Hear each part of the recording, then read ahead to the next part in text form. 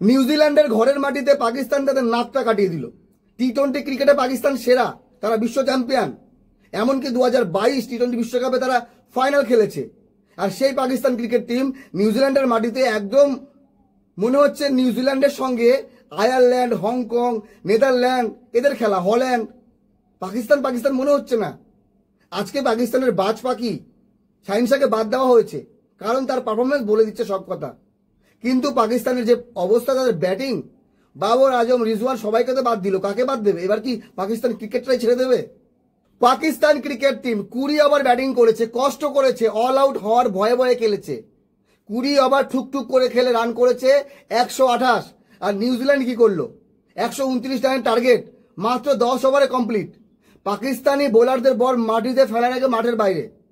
চিন্তা করেন, 129 run target, New Zealand 10 ওভারে চেস করেছে, যার মধ্যে একজন ব্যাটসম্যান শেফার্ড 97 রান করেছে 38 বলে, 10টি 6, 6টি 4। এই হচ্ছে ব্যাটিং। তার সঙ্গে ফিন অ্যালেন 27 রান মাত্র 12 বলে। আর পাকিস্তানি বোলার আজকে বাজ পাখিকে নেয়নি পাকিস্তান। শাহিন শাহ আফ্রিদিকে দলের বাইরে রেখেছে, কারণ তার কোনো ইউটিলিটি নেই। গত 4 ম্যাচে কিচ্ছু করতে পারেনি।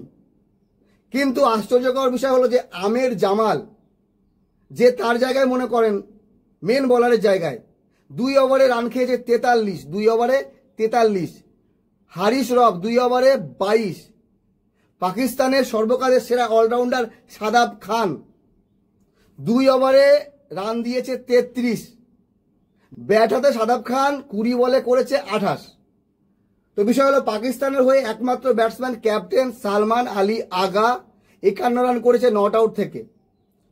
তো এইবার কথা হলো পাকিস্তান ক্রিকেট টিম তৃতীয় টি-20 ম্যাচে জিতেছিল শানদার জয়, 9 উইকেটের, 206 রানের টার্গেট, 16 ওভারের চেস।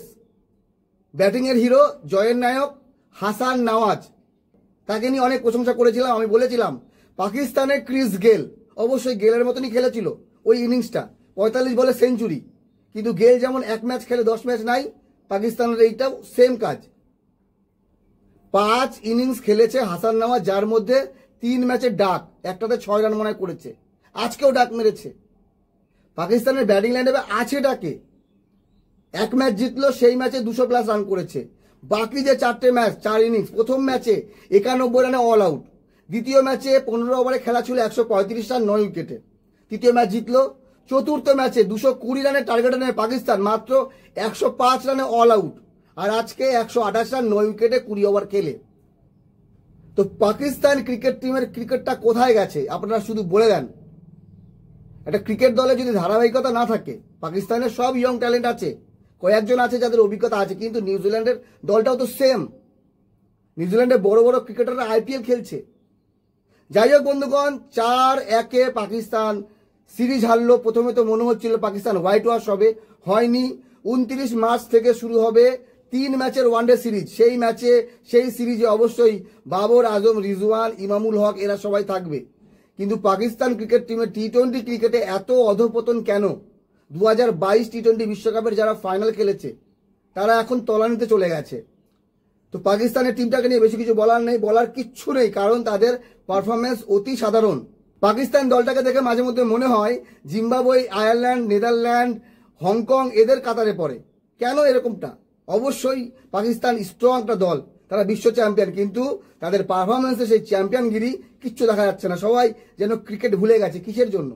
পাইপলাইনে এত দম নেই যে তারা এসে সিনিয়রদের জায়গা নেবে। যাই হোক, ভালো থাকবেন সবাই। পাকিস্তানের ক্রিকেটের উন্নতি হোক, এশিয়ান ক্রিকেটের উন্নতি হোক। ভালো থাকবেন, ধন্যবাদ।